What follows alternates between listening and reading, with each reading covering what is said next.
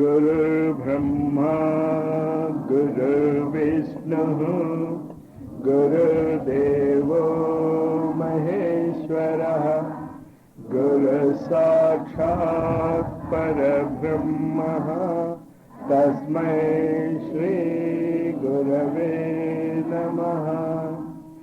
अखण्डमण्डलाकारं व्याप्तं येन चराचरं यत्पदं दर्शितं येन तस्मै श्री गुरवे नमः। आयातु वरदा देवी अक्षरे ब्रह्मवादिनी गायत्रीं छन्दसा माता ब्रह्मयोनिर्नमोऽस्तु ते। ॐ भूर्भुवस्सुवः तत्सवितुर्वरेण्यं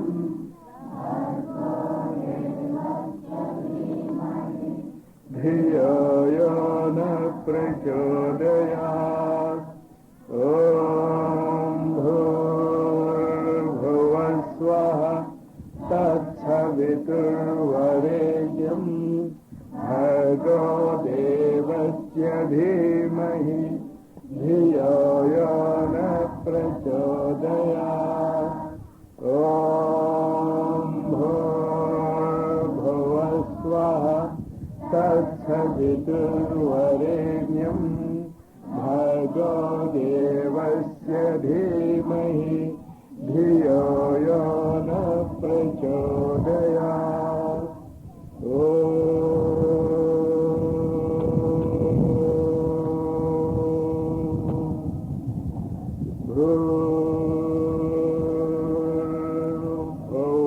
भूर्भुवस्सुवः तत्सवितुर्वरेण्यं भर्गो देवस्य धीमहि धियो यो न प्रचोदयात्। ఓ విశ్వామిత్రుడు, ఓ వశిష్ఠుడు,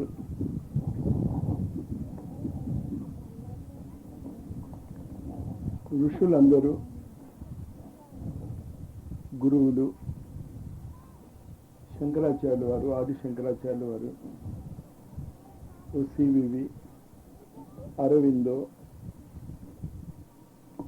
శ్రీరామకృష్ణ పరమహంస, సాయి కల్పిలో ఉన్నటువంటి మహానుభావులు, వీళ్ళందరూ ఏ శక్తిని అయితే ఉపయోగించుకుంటున్నారో ఆ శక్తిని ఉపయోగించుకునే విధానం మీకు ఇప్పుడు నేర్పబోతున్నాను నేను. ఆ శక్తినే ఋతుంభర ప్రజ్ఞ అంటాం మనం. ఆ శక్తినే తురీయ స్థితి అంటాం మనం. ఆ శక్తినే పరమహంస స్థితి అంటాం మనం. ఆ స్థితినే సమాధి స్థితి అంటాం మనం. ఇవన్నీ ఒకే స్థితికి పేర్లు, రకరకాల పేర్లు. కానీ రకరకాల పేర్లన్నీ కూడా ఒక మానసిక స్థితికి సంబంధించినటువంటి పేర్లు. ఎటువంటి మానసిక స్థితి అది? ఆ మానసిక స్థితిలో ఉన్నటువంటి వ్యక్తి అనంతమైనటువంటి ప్రకృతి సంపదకి అధికారి అవుతాడు. ఆ మానసిక స్థితిలో అనంతమైనటువంటి జ్ఞానానికి వారసుడు అవుతాడు. అన్ని చోట్ల తనే ఉన్నానా అనేటటువంటి నిజమైనటువంటి అనుభూతి అతనికి కలుగుతుంది. ఆ అనుభూతి ఉన్న వాళ్ళనే మన భారత సాంప్రదాయంలో ఋషి పరంపరలో గురువు అంటాం. ఎవరిని పడితే వాళ్ళని గురువు అంటానికి వీల్లేదు.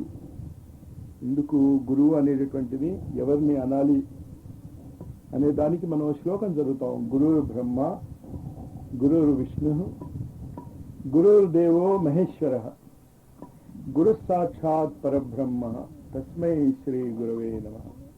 అటువంటి గురువుకి నమస్కారము. ఎవరిని పడితే వాళ్ళని గురువుగా అనేటటువంటి స్థితి అసలు భారతీయుల్లో లేదు.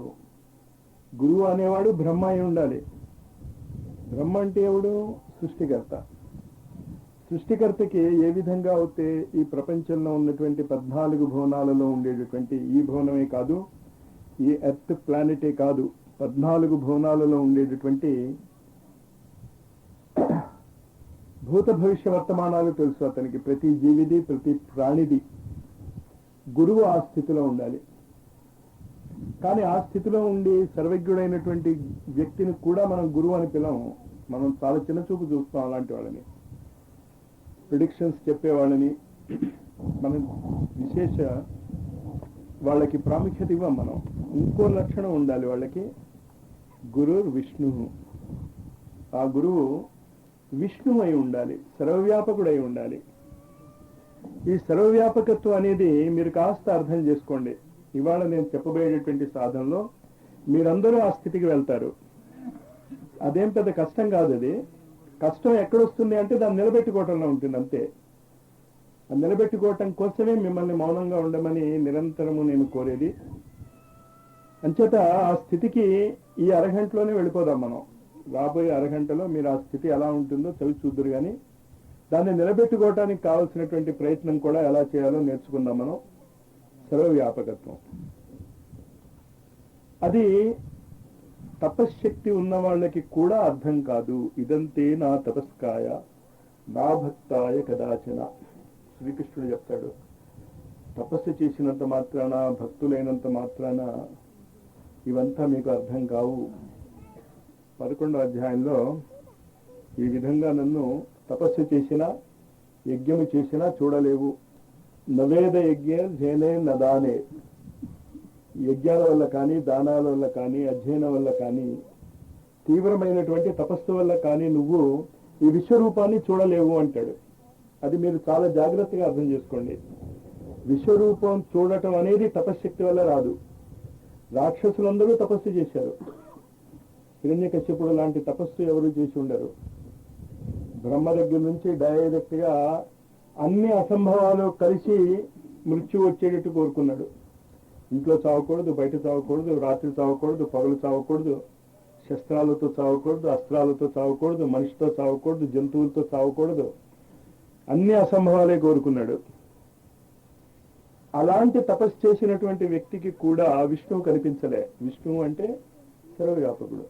ఎక్కడున్నాడు ఆ విష్ణువు అని వెతుకుతూ ఉంటాడు. 3 లోకాలలో కూడా. 3 లోకాల్లోనూ ఆ విష్ణువు అతనికి కనిపించలేదు. 5 ఏళ్ల ప్రహ్లాదుడు కనిపించాడు. ఎదురుకుండానే స్తంభంలో ఉన్నాడయ్యా అంటే అర్థం కాలేదు తండ్రికి. అంచేత ఈ విష్ణువు అనేటటువంటి పదం, గురువు యొక్క సర్వవ్యాపకత్వం అనే పదం కొంచెం కష్టంగా అర్థమవుతుంది మనకి. గురుర్ బ్రహ్మ, గురుర్ విష్ణువు, సర్వవ్యాపకుడైనటువంటి గురువు. కానీ అక్కడితో ఆగటం లేదు గురువు యొక్క సామర్థ్యము. గురువు దేవో మహేశ్వర, గురువు సర్వసమర్థుడు. చాలా మంది కొంత భావావేశంలో అమృతత్వ ప్రాప్తి భూలోకంలో ఇంతవరకు జరగలేదు. కొంతమంది గురువులు దానికోసం ప్రయత్నం చేస్తున్నారు అని చెప్పుకుంటూ ఉంటాం. మార్కండేయుడి కథ మర్చిపోతాం మనం, శంకరాచార్యుల వారి కథ మర్చిపోతాం మనం, హనుమంతుడి కథ మర్చిపోతాం మనం, వ్యాసుడి యొక్క కథ మర్చిపోతాం. చిరంజీవులు ఉన్నారు. చిరంజీవిత్వము అసాధ్యమేమి కాదు. ఇదివరకు ఋషులు కూడా దాన్ని సంపాదించి పెట్టారు. కానీ ఇప్పుడు వచ్చినటువంటి గురువుల యొక్క ఆవేదన ఆర్తి ఏంటంటే అది మీ వరకు కూడా రావాలని. చేత పూర్వకాలపు గురువుల యొక్క శక్తిని తక్కువ అంచనా వేసుకోకండి. శివత్వము ఉన్నటువంటి ఏ గురువు అయినా ఆ సాధన చేయగలడు. చిరంజీవిత్వము, ఆయు ప్రమాణాన్ని పెంచగలిగేటటువంటి శక్తి ప్రతి గురువుకి ఉంటుంది. లేకపోతే వాడిని గురువు అనం మనం. 3 లక్షణాలు ఎప్పుడు గుర్తుంచుకోండి. భారతీయ సాంప్రదాయంలో గురువు అనేటటువంటి పదంతో మనం ఎవరినైనా సంబోధించాలి అంటే ఏం గురువు అనేకండి ఎవరిని పడితే వాళ్ళని. అంత తేలికైనట్టు శబ్దం కాదు అది. ఈ 3 లక్షణాలు ఉండాలి వాడికి. సర్వజ్ఞత్వం ఉండాలి, సర్వవ్యాపకత్వం ఉండాలి, సర్వసమర్థత ఉండాలి. మృత్యువు మీద అతని యొక్క మాట శిలాశాసనం అయిపోవాలి. మృత్యువుని కూడా శాసించగలిగేటటువంటి వ్యక్తులనే మనం గురువు అని పిలిచాం. ఇటువంటి శక్తి మీలో కూడా ఉంటేనే, బీజాలు మీలో ఉంటేనే కదా వృక్షం వస్తుంది. మామిడి విత్తనం మీలో ఉంటే మీలోంచి మామిడి చెట్టు వస్తుంది. వట బీజాలు మీలో ఉంటే వట వృక్షాలు వస్తాయి. అంచేత ఈ బ్రహ్మ విష్ణు మహేశ్వర బీజాలు మీలో ఉండి ఉంటేనే మనము కూడా ఆ గురువు యొక్క స్థాయికి వెళ్ళటానికి ఆశించటంతే అర్థం ఉంది. మనలో ఆ బీజాలు లేవనుకోండి, మనం చేసే లాభం ఏంటి? కానీ ఋషులు చెప్పేది ఏంటి అంటే మీలో ఆ బీజాలు ఉన్నాయి. బ్రహ్మ మురారి త్రిపురాంతకారి, బ్రహ్మ విష్ణు మహేశ్వరుల యొక్క లక్షణాలు ఏంటో తెలుసుకోండి. సృష్టి, స్థితి, లయము. మన మనస్సు కూడా ఈ 3 లక్షణాలు ఉన్నాయి. మన మనస్సుకి సృష్టించగలదు, అది ఊహించుకోగలదు, ఏ ఊహైనా ఊహించేసుకోగలదు. అది 10 తలకాయలు ఉన్నటువంటి ఒక వ్యక్తి 20 కాళ్లతో 78 చేతులతో నడిచి వస్తున్నాడు అని ఊహించుకోవచ్చు కదా. మీరు సృష్టించుకోవచ్చు. అది నిజంగా జరుగుతుందో లేదో అది వదిలేద్దాం. మనం మనస్సు యొక్క శక్తి గురించి చెప్తున్నాను నేను. మనస్సుకి ఊహించేటటువంటి, సృష్టించుకునేటటువంటి శక్తి ఉంది. ఆ శక్తిని మనం ఎలా దురుపయోగం చేసుకుంటున్నాం? మనము మన మనస్సు ద్వారా ఎదుటివాడి మనస్సులో దూరిపోయి, వాడు ఇలా ఆలోచిస్తున్నాడేమో నా గురించి, నా వాళ్ళు ఇలా అనుకుంటున్నారేమో నా గురించి, నా పిల్లలు ఇలా అనుకుంటున్నారేమో, నా భార్య ఇలా అనుకుంటోందేమో, నా భర్త ఇలా అనుకుంటున్నాడేమో, నా స్నేహితుడు ఇలా అనుకుంటున్నాడేమో. మనం ఒక్కసారి కూడా వాళ్ళని అడగం మీరేమనుకుంటున్నారు అని. మనం ఊహించేసుకుంటాం. ఊహించేసుకుని ఎంతో బాధపడిపోతాం. సృష్టి, ఊహించుకునేటటువంటి సామర్థ్యం మన మనస్సుకు ఉన్నది. రెండో లక్షణం ఏముంది మన మనస్సుకి?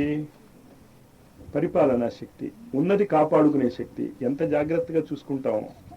అక్కడ దీపం ఏదైనా పెడితే ఎంత జాగ్రత్తగా మనం చెప్తూ ఉంటాం, జాగ్రత్త, బట్టకి ఇదవుతుందేమో అదవుతుందేమో, జాగ్రత్తగా ఉండండి. రక్షించేటటువంటి స్వభావం, ఉన్నదాన్ని పోగొట్టుకోకుండా కాపాడుకునేటటువంటి స్వభావము కూడా మన మనస్సుకి ఉంది. ఇంకోటి కూడా మన మనస్సుకి ఉంది, నాశనం చేసేటటువంటి లక్షణం. నచ్చలేదు ఏదైనా, కోపం వచ్చింది. నాకు తెలుసున్నటువంటి కుటుంబంలో ఒక వ్యక్తి ఉన్నాడు, వాడు కోపం వచ్చిందంటే టేప్ రికార్డర్ ఎత్తేసి ఇదిగో విసిరేస్తున్నా అని చెప్పి మరీ విసిరేస్తాడు. అలా ఎన్ని టేప్ రికార్డర్లు, అలా ఎన్ని రేడియోలు ఆయన బదులు కొట్టాడో నాకే గుర్తులేదు. లయం, కోపం వచ్చినప్పుడు రుద్రావతారం మనం అందరం ఎత్తే ఉంటాం, అందరికీ అది అనుభవంలోనే ఉంది. అంచేత రుద్రావతారము లయకారము, ధ్వంసకరము, ధ్వంసము చేసేటటువంటి ప్రవృత్తి కూడా మన మనస్సుల్లో ఉంది.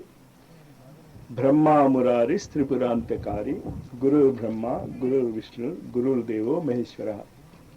ఈ సృష్టి స్థితి లయకారత్వము వదిలేసి మనస్సుకి ఇంకొక లక్షణం ఉంది. ఏంటా లక్షణము? మీ మనసులో ఊహ, సృష్టించేటటువంటి ఊహలు రావచ్చు, రక్షించటానికి కావలసినటువంటి ఊహలు రావచ్చు, నాశనము చేసే ప్రవృత్తి కల ఊహలు రావచ్చు. కానీ ఊహలన్నిటినీ చూసేటటువంటి ఒక శక్తి ఉంది. సృష్టి స్థితి లయకారమైనటువంటి ఊహలను దర్శించేటటువంటి స్థితి కూడా ఉంది మీ మనసులో. దాన్ని పరబ్రహ్మ స్థితి అంటాం. గురుదేవో మహేశ్వర, గురు సాక్షాత్ పరబ్రహ్మ. అంచేత మీ మనస్సు లో ఉన్నటువంటి బ్రహ్మ విష్ణు మహేశ్వర స్వరూపాలను అధిగమించి పరబ్రహ్మ స్థితిలో కనుక మీరు నిరంతరం ఉండగలిగితే మీరు కూడా గురువు యొక్క స్థాయికి ఎదుగుతారు. దానికి ఎలా వెళ్ళాలో ఇప్పుడు నేర్చుకుందాం మనం. మళ్ళా ఆ వివరణ చెప్తాను, జాగ్రత్తగా అర్థం చేసుకోండి. చాలా సులభమైనటువంటి టెక్నిక్ అది. కష్టం ఏమిటి అంటే ఆ స్థితిలో ఉండటం. సైక్లింగ్ చాలా ఈజీ, బ్యాలెన్సింగ్. వచ్చినవాడు చాలా ఈజీ అంటాడు, రానివాడు ఎంత కష్టపడతాడు. అలాగే ఆ గురువు యొక్క స్థితిలో జీవించటం చాలా సులభం, సమాధి స్థితిలో జీవించటం చాలా సులభం. అది కానీ అది సులభం అవటానికి మార్గం ఏమిటి అంటే మౌనం. మీరు ఎంత మౌనంగా ఉంటే ఈ స్థితిని అంత ఈజీగా పొందగలుగుతారు. అందుకని నిరంతరం మీరు మన్ని మౌనంగా ఉండండి అని అడుగుతూ ఉంటాను నేను.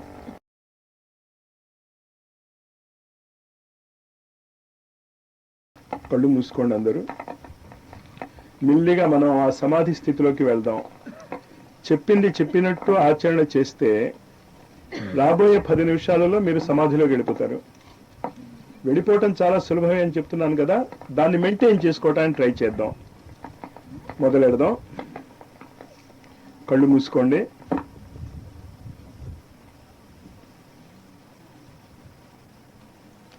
చూస్తూ ఉన్నాం మనస్సుని. రకరకాల ఆలోచనలు వస్తూ ఉంటాయి మనకి. రానివ్వండి ఆలోచనలను.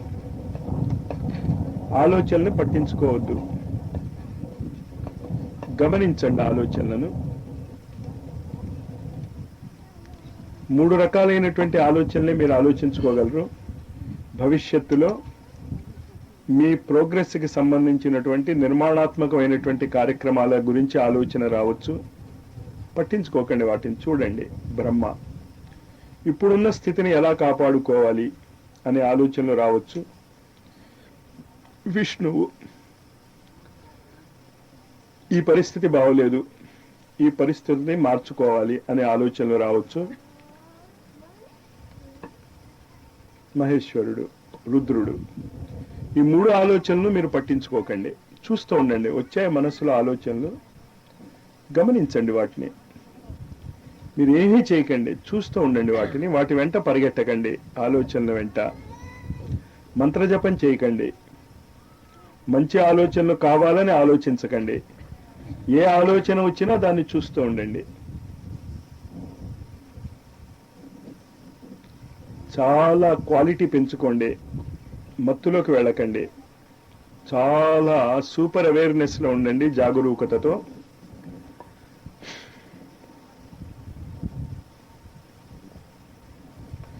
ఏ ఆలోచన వచ్చినా ఆ ఆలోచన వెనకాతల పరిగెట్టకండి, ఆ ఆలోచనను పెంచుకోకండి. ఖాళీగా మౌనంగా మనస్సులో వచ్చేటటువంటి ఆలోచనలను చూస్తూ ఉండండి. దాని వెనక పరిగెట్టకండి. రోడ్డు మీద మనిషి వెళ్తూ ఉంటే మనం ఇక్కడ కూర్చొని చూస్తూ ఉంటాం. వాడు అలా కనుమరుగైపోగానే వాడు వెంట మనం పరిగెట్టం కదా. అలాగే ఆలోచనలు కూడా కనుమరుగైపోనివ్వండి. ఆలోచనలను డెవలప్ కానివ్వకండి.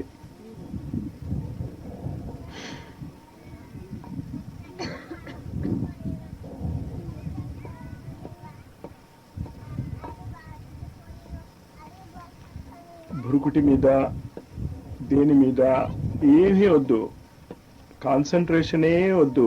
గమనం గమనం చూస్తూ ఉండటమే.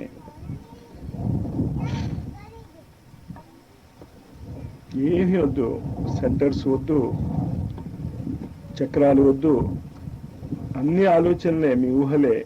ఏమీ వద్దు, హాయిగా చూస్తూ ఉండండి అంతే. అలా కూర్చుండిపోండి.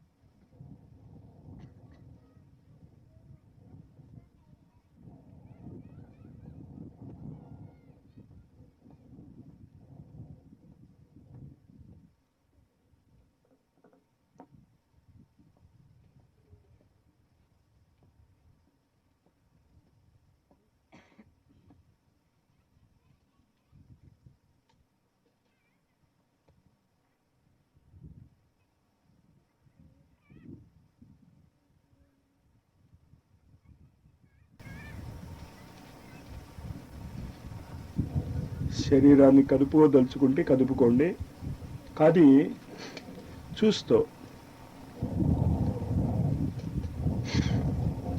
కళ్ళు మాత్రం తెరవకండి, ఆలోచనలు వెంట వెళ్ళకండి.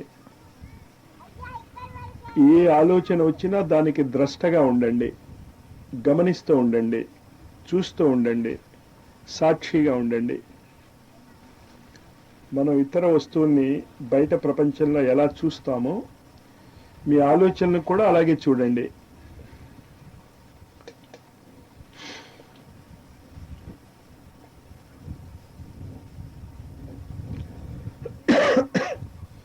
ఏ ఆలోచన రానివ్వకండి. మంత్రజపం చేసుకోకండి. మంచి ఆలోచనలు రావాలనుకోకండి. చెడు ఆలోచనకి మీరు ద్రష్టే, మంచి ఆలోచనకి కూడా మీరు ద్రష్టే.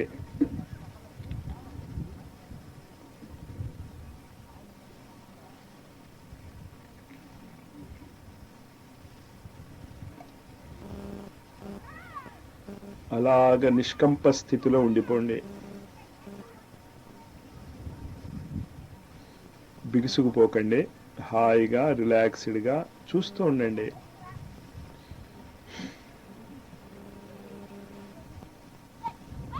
ప్రతి ఆలోచనకి ద్రష్ట, శరీరంకి ద్రష్ట.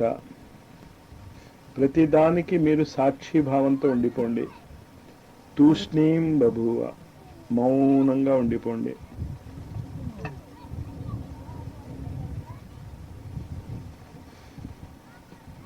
మీరు చేసేది ఏమీ లేదు, చూస్తూ ఉండటమే.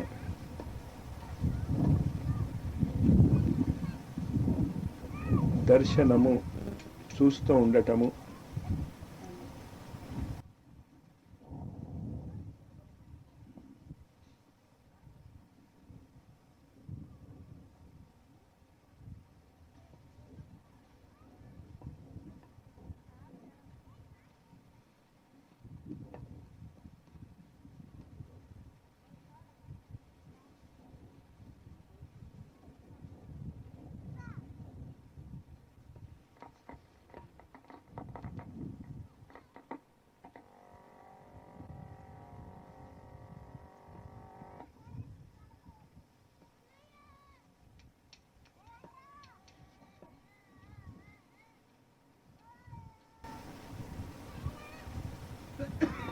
ఇప్పుడు కళ్ళు మూసుకుని మీరు ద్రష్టగా ఎలా ఉన్నారో గమనిస్తూ ఎలా ఉన్నారో మెల్లిగా కళ్ళు తెరిచి ఉండండి.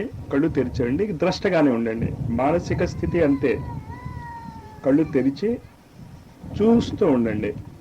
సైలెంట్ స్పెక్టేటర్, మూగ దర్శకుల వలె ఉండండి కళ్ళు తెరిచి.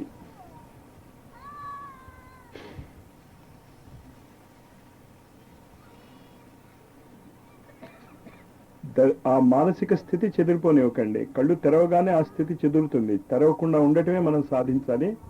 ఒకవేళ ఆ స్థితి చెదిరిపోతే మళ్ళీ కళ్ళు మూసేసుకోండి. ఆ స్థితి రావాలి మీకు. దీన్నే ఏషా బ్రాహ్మీ స్థితి పార్థ అని శ్రీకృష్ణుడు రిపీటెడ్గా చెప్తూ ఉండేవాడు. రకరకాల పేర్లు, కూటస్థ చైతన్యం అనేవాడు, ఏదో పేరు.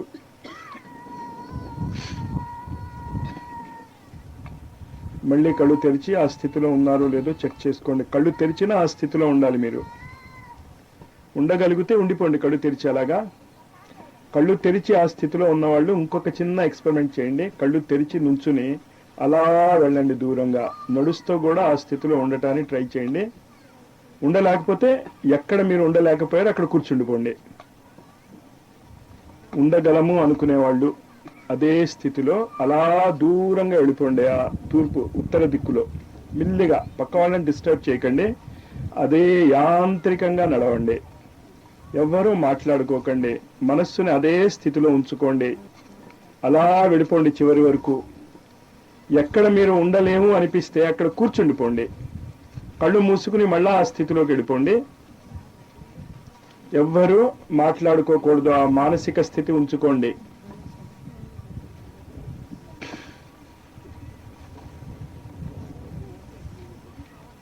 ఆ మానసిక స్థితిలోనే నడవండి.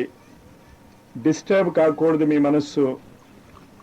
ఎక్కడ డిస్టర్బ్ అవుతే అక్కడ కూర్చుండిపోయి మళ్ళా ఆ మానసిక స్థితి తెచ్చుకోండి. దూరం దూరంగా వెళ్ళిపోండి. దూరం దూరంగా గుమిగూడకండి.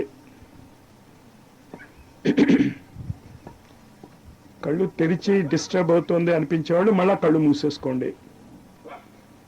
ట్రిక్ అర్థమైంది కదా? ఇంకలా ఉండండి. యాంత్రికంగా నడవండి. మీ నడకని మీరే చూసుకోండి.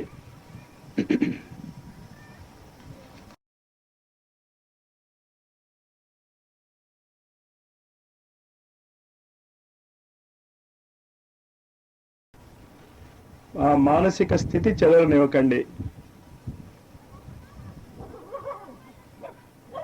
కుదరలేదనిపిస్తే కూర్చుండిపోయి ఆ స్థితికి వెళ్ళిపోండి. మళ్ళా సాక్షి భావము, ఏ ఆలోచనను మీరు పట్టుకోకండి, చూస్తూ ఉండండి.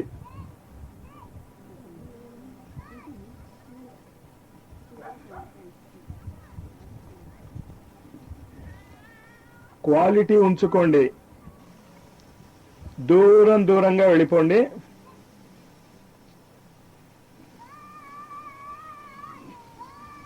అలా ఎంతసేపు ఉండగలిగితే అలా ఉండిపోండి. Enjoy it.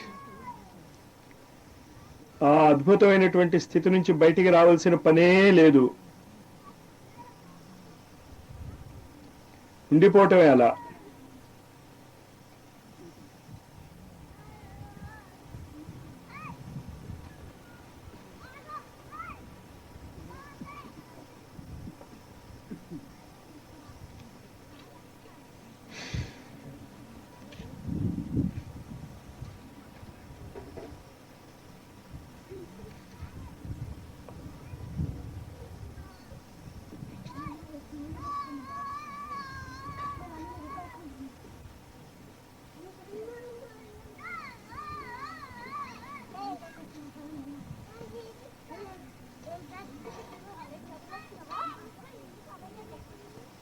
అలాగే ఉండిపోండి. ఎంతసేపు ఉండదలుచుకుంటే అంతసేపు ఉండిపోండి. ఉండదలుచుకోవటం కాదా, ఉండిపోదలుచుకోవటానికి కూడా ద్రష్టగా ఉండిపోండి. మీరు మౌనంగా ద్రష్టగా ఉండిపోండి. వీలైనంత వరకు కళ్ళు తెరిచి ఆ స్థితిలో ఉండటం ప్రాక్టీస్ చేసుకోండి. ఉండలేకపోతే మళ్ళీ కళ్ళు మూసేసుకోండి. కళ్ళు తెరిచి ఉండగలము అనిపించినప్పుడు నడక మొదలెట్టండి. నడుస్తూ కూడా ఆ స్థితిలో ఉండాలి.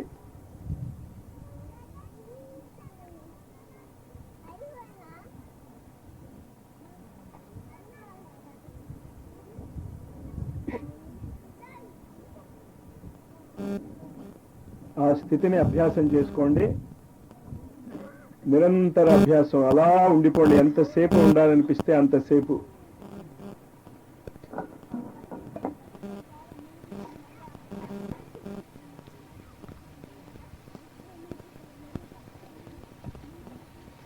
స్థితి మెయింటైన్ చేసుకోండి.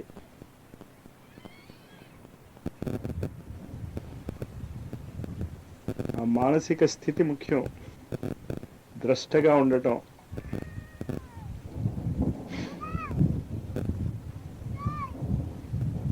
ప్రతి ఆలోచనకి ద్రష్టే మీరు. మీ శరీరం యొక్క నడకకి కూడా ద్రష్టే. పక్కవాడి శరీరాన్ని ఎలా చూడగలుగుతున్నారో మీ శరీరాన్ని అలాగే గమనించుకోండి. గమనిస్తూ నడవండి.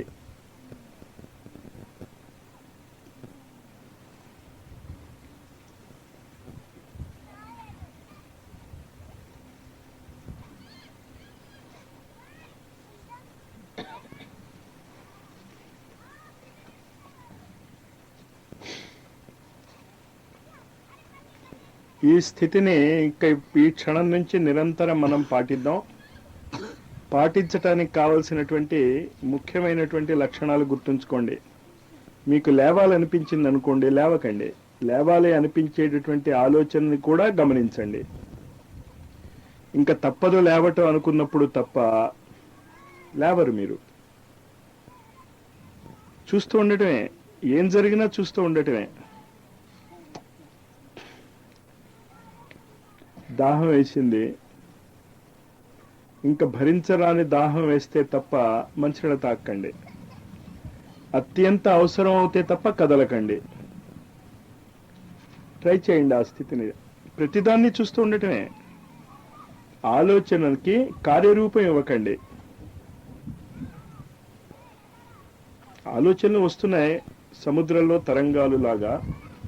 తరంగాలు చూస్తూ ఉండండి. మాట్లాడాలనిపించింది, మాట్లాడకండి. చేయ కదుపుకోవాలనిపించింది, కదుపకండి. అనిపించింది అని గమనించండి.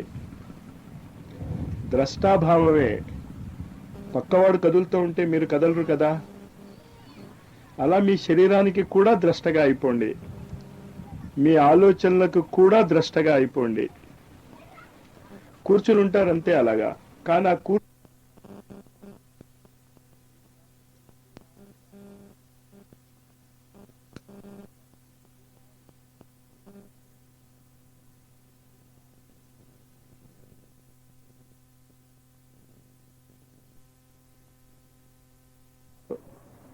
ఆ ఆలోచనలు చూస్తూ ఉండండి. ఏ ఆలోచన వచ్చినా దాన్ని ఆపుకోకండి, కానీ ఆ ఆలోచనలకు కార్యరూపం ఇవ్వకండి.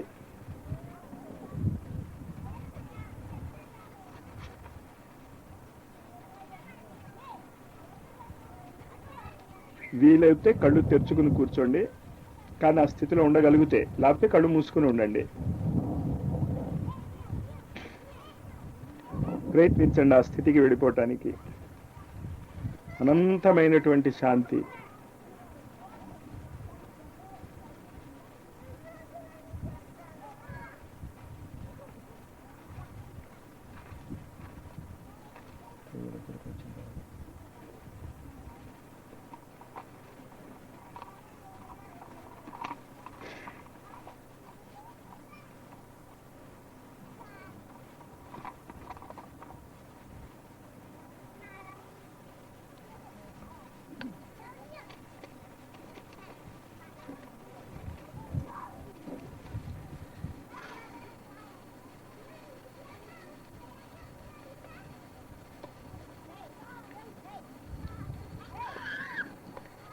ఈ మానసిక స్థితి లక్షణం చెప్పాను కదా, అది ద్రష్ట స్థితి. సృష్టి స్థితి లయానికి ద్రష్ట స్థితి. ఇంకా ఏ ఆలోచనకి మీరు కార్యరూపం ఇవ్వరు, ఆలోచనని చూస్తూ ఉంటారు. కాలు కదపాలనిపించింది, కదపకండి. కాలు కదపాలనిపించింది అన్నది గమనించుకోండి. గోక్కోవాలనిపించింది, గోక్కోకండి.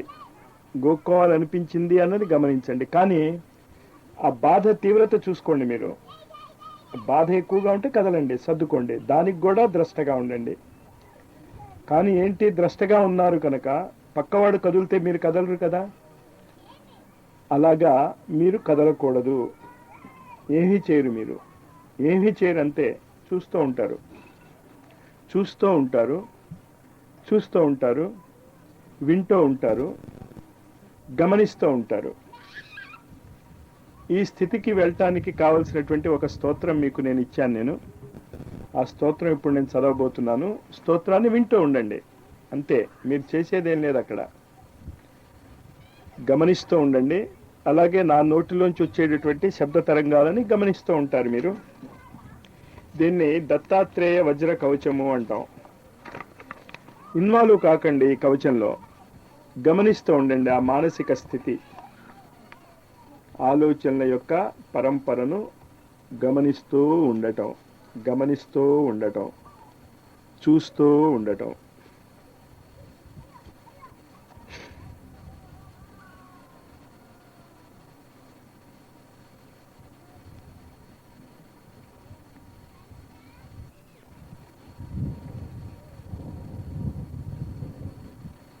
ఒకప్పుడు ఋషులందరూ వేదవ్యాసుడి దగ్గరికి పోయి, ఓ మహర్షి సత్తమ, కలియుగములో మానవులకు సంకల్ప సిద్ధిని కలిగించేది, సుఖశాంతులు వర్షించేది, అటువంటి మహాశక్తివంతమైన మహామంత్రం ఏదైనా ఉంటే సెలవీయండి అని అడిగారు.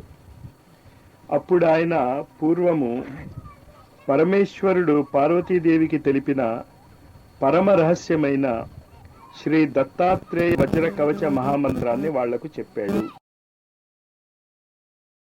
ద్రష్ట స్థితి, బ్రహ్మ విష్ణు మహేశ్వర స్థితికి ద్రష్టగా ఉండండి, గమనిస్తూ ఉండండి. మనస్సుని ఆ స్థితి నుంచి చెదరనీయకండి.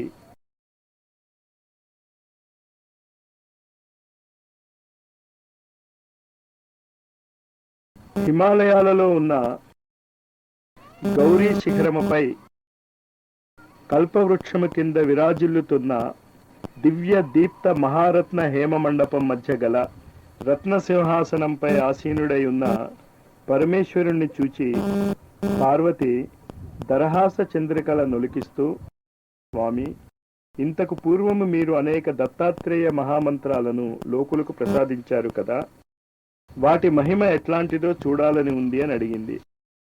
వెంటనే పరమేశ్వరుడు పార్వతీదేవిని వెంట తీసుకుని నందివాహనారూఢుడై భూలోకానికి వింధ్యాచల ప్రాంతంలో గల దశానన మహర్షి ఆశ్రమానికి వచ్చాడు.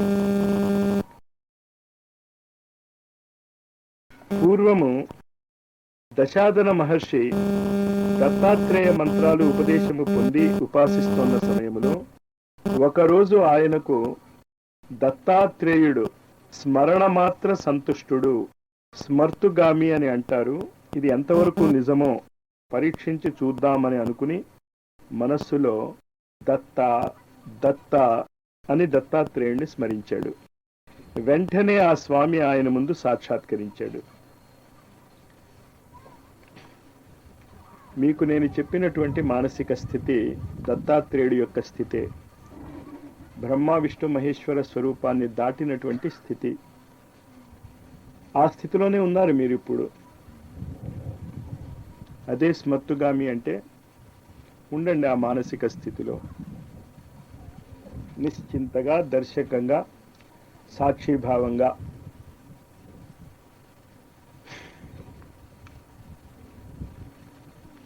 వెంటనే ఆ స్వామి ఆయన ముందు ప్రత్యక్షమై,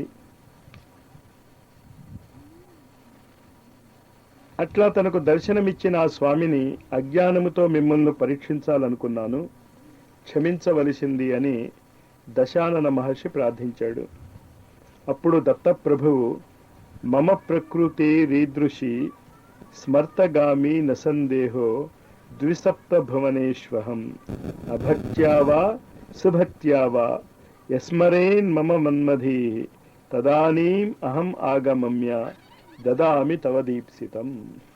భక్తుడైనా అభక్తుడైనా, జ్ఞాని అయినా అజ్ఞాని అయినా ఈ మానసిక స్థితి పొందవచ్చు. నిశ్చింతగా,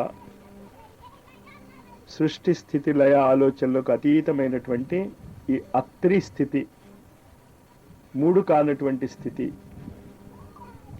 సహజంగానే మీకు లభించుతున్నది. నీవు తలిచినట్లు నేను స్మర్తుగామినే, అందుకు సందేహము లేదు. భక్తి ఉన్నా లేకపోయినా సరే ఒక్కసారి నన్ను స్మరిస్తే చాలు, వాళ్ళ దగ్గరకు పోయి వాళ్ళ కోరికలన్నీ తీరుస్తాను. ఇది నా స్వభావము. నా రాక ఎన్నడూ వృధా కాదు. నా వజ్ర కవచాన్ని నీకు ఉపదేశిస్తాను అని ఆయనకు ఈ కవచాన్ని అనుగ్రహించాడు. ఈ స్థితిలో ఉన్న మీకు ఆ దత్తప్రభు యొక్క అనుగ్రహ ఆశీస్సులు డైరెక్ట్గా లభిస్తున్నాయి. ఈ స్థితిని నిలబెట్టుకోవాలి మీరు నిరంతరము. దానికి ఇక్కడున్న 2.5 రోజులు ప్రయత్నం చేయండి ఈ స్థితిలో ఉండిపోవటానికి. మీరేమీ చేసుకోక్కర్లేదు, మీకు కావలసిన ఆహారం మీ దగ్గరికే వస్తుంది. అలా ఉండిపోండి మీరు వీలవుతే ఆ స్థితిలో. దత్తాత్రేయుల వారు ఈ కవచాన్ని ఆ మహర్షికి ఉపదేశిస్తున్న సమయంలో ఆ అరణ్యంలో తిరుగుతోన్న దూరశ్రవుడనే భిల్లుడు ఆ ఆశ్రమం దగ్గరకు రావటం సంభవించింది. దత్తాత్రేయ స్వామి ఆ మహర్షికి చెప్తోన్న కవచ మంత్రము అతనికి వినిపించింది. ఆ మంత్రాన్ని విన్న మాత్రం చేతనే అతని శరీరము వజ్ర సదృశ్యమైనది. ఎన్నో అద్భుత శక్తులు అతనికి కలిగాయి. ఇక ఆ కవచాన్ని భక్తి శ్రద్ధలతో నిత్యము పఠించే వారికి ఎంత శక్తి కలుగుతుందో, ఎన్ని సిద్ధులు సిద్ధిస్తాయో మనం మాటల్లో చెప్పలేము. ఆ దూరశ్రవుడు నివసిస్తున్న వనంలోకి ఈ పార్వతీ పరమేశ్వరులు వచ్చారు. అల్లంత దూరంలోనే దూరశ్రవుణ్ణి చూసి సింహవ్యాఘ్రాది క్రూర మృగాలు భయపడి పారిపోవటం పార్వతీదేవి కంటపడింది. ఆమె ఆశ్చర్యపోతూ ఇదేమి చిత్రము అని అడిగితే అప్పుడు శివుడు ఆమెకి పూర్వకథ యావత్తు వివరించి చెప్పాడు.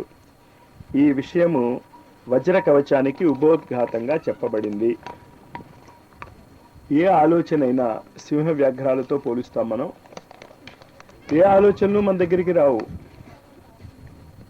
దత్తాత్రేయ స్థితిలో ఉన్న వాళ్ళకి ఆలోచనలకి దర్శితగా ఉంటారు తప్ప ఆలోచనలు వాళ్ళు ఆలోచించరు, చూస్తూ ఉంటారు. మీరు ఆ స్థితిలోనే ఉండటానికి ట్రై చేయండి.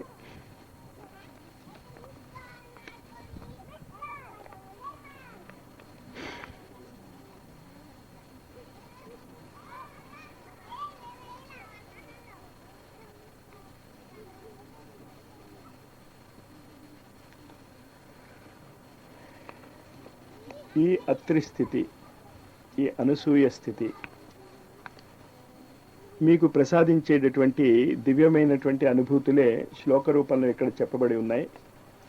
మీ శరీరాన్ని మొత్తాన్ని ఒక వజ్ర కవచంలాగా ఈ స్థితి రక్షిస్తుంది. అన్ని రోగాలను నివారిస్తుంది, అన్ని సమస్యలను నివారిస్తుంది. ఈ స్థితిలో మీరు ఉంటే నిరంతరము. దత్తాత్రేయ శిరపాతు సహస్రారాబ్జ సంస్థిత ఫాలం పాత్వనసూయేయ చంద్రమండల మధ్యగ కూర్చం మనోమయ పాతు హంసం ద్విదళ మధ్యభూ జ్యోతిరూపోక్షణీ పాతు శబ్దం శబ్దాత్మక శృతి నాసికాం పాతు గంధాత్మ ముఖం పాతు రసాత్మక జిహ్వాం వేదకర పాతు దంతోష్ణీ పాతు ధార్మిక కపోలావత్రిభూ పాతు పాత్వశేషం సదాత్మభూ సర్వాత్మా షోడశారబ్జ స్థిరశ్చాత్మావదద్గళం స్కందౌ చంద్రానుజ పాతు భుజౌ పాతు కృతాధిభూ జతృణే శత్రుజిత్ పాతు పాతు వక్షస్థలం హరే కాదిఠాంత ద్వాదశార పద్మగోమారుతాత్మక యోగీశ్వరేశ్వర పాతు హృదయం హృదయస్థిత పార్శ్వో దూర పార్శ్వవర్తి పాతు పార్శ్వస్థితిర్మమ హఠయోగాది యోగజ్ఞ కుక్షిం పాతు కృపానిధిం డకారాదిః ఫకారాంతః దశారసరసీరుహ నాభి స్థతి వర్తమానో నాభిం మహాత్మ్యకోవతు బకారాదిలకారాంతం షడ్దళాంబుజబోధక జలతత్వమయో యోగి రక్షతాం మణిపూరకం సిద్ధాసన సమాసీన ఊరు సిద్ధేశ్వరోవతాత్ వాదివాసాంత చతుష్పత్ర సరోరుహని బోధక మూలాధారం మహీరూపో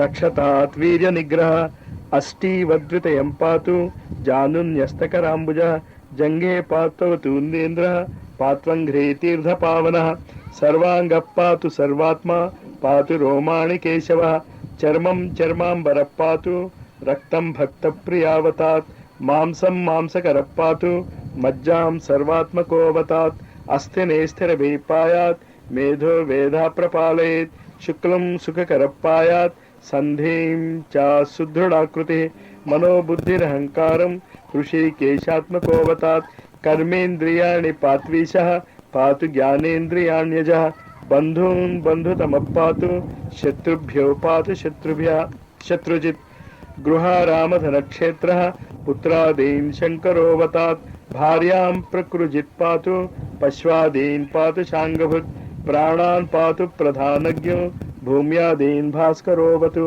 సుఖం చంద్రాత్మక పాతు దుఃఖాత్ పాతు ప్రణాంతక ప్రాచ్యాం విషహర పాతు పాత్వీషాయాం మఖాత్మక యామ్యాం ధర్మాత్మక పాతు నైరుత్యాం పాతు వైరజిత్ వారాహ పాతు వారుణ్యాం వాయవ్యాం ప్రాణదోవతాత్ కౌబేర్యాం ధనకృత్ పాతు పాత్వీశాన్యాం మహాగురు ఊర్ధ్వం పాతు మహాసిద్ధ పాత్వధస్తాజ్జటాధర రక్తహీన రక్షాహీనంత మే స్థానం రక్షత్యాదిమునీశ్వర దత్తాత్రేయో వజ్రవర్మ పంజరేణాభిరక్షతు ఏతన్మే వజ్రకవచం యప్పటే శృణుయాదపి వజ్రకాయశ్చిరంజీవి దత్తాత్రేయో భవేద్ధ్రువం త్యాగీ భోగి మహాయోగి సుఖ దుఃఖ వివర్జిత సర్వతః సిద్ధ సంకల్పో జీవన్ముక్తో భవేత్ సమః. ద్రష్ట స్థితిలో ఉండండి, అలా ఉండిపోండి. వాళ్ళల్లా వీలైన వాళ్ళు, ఉండగలిగే వాళ్ళు గంటల కొద్దీ ఉండండి. అలాగా ఉండగలిగితేనే, నటించవద్దు. ఉండలేని వాళ్ళు లేచిపోండి, ఉండగలిగే వాళ్ళు ఉండండి. ఆధ్యాత్మిక జగత్తులో బలవంతంగా కూర్చోవద్దు. ద్రష్ట స్థితిలో సృష్టి స్థితి లయాలకి అతీతమైనటువంటి ఆలోచనలకి అతీతంగా ఆలోచనలకి ద్రష్టగా కూర్చోగలిగే వాళ్ళు అలా కూర్చోండి, కదలొద్దు. కదిలితే బాగుంటుంది కానీ అదే స్థితిలో ఉంటాను అంటే అలా చీకట్లోకి వెళ్లకుండా ఈ చుట్టుపక్కలే కదలండి. మీరు ఎలా ఉంటారు అన్నది నాకు అనవసరం, ఆ స్థితిలో ఉండండి. అలా ఉండగలిగే వాళ్ళ జోలికి మిగతా వాళ్ళు వెళ్ళకండి, ఉండలేని వాళ్ళు కదిలిపోండి. నిర్ణయం మీదే, ఎవరిని డిస్టర్బ్ చేయకండి. కదిలి వెళ్ళిపోతున్న వాళ్ళు వీళ్ళైనా మాట్లాడుకోకండి. ఉండగలిగే వాళ్ళు ఈ పరబ్రహ్మ స్థితిలో, ఈ ఋతుంబర ప్రజ్ఞ స్థితిలో అలా ఉండిపోండి. ఎంతసేపు ఉండగలుగుతామో చూద్దాం, కానీ నటన వద్దు. ఉండలేకపోతే కదలండి. కదులతో అలా ఉండటానికి ట్రై చేస్తే ట్రై చేయండి, లేదు మీ ఇష్టం. కానీ ఉండగలిగే వాళ్ళకి నా కోరిక ఏంటంటే ఉండండి, చూద్దాం ఎంతసేపు మనం ఇలా కూర్చోగలం.